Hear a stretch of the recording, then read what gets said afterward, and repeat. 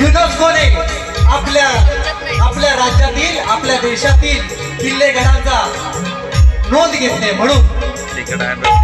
योगीराज महाराज आहे महाराष्ट्राची शान, आहे महाराष्ट्राची शान, आहे महाराष्ट्र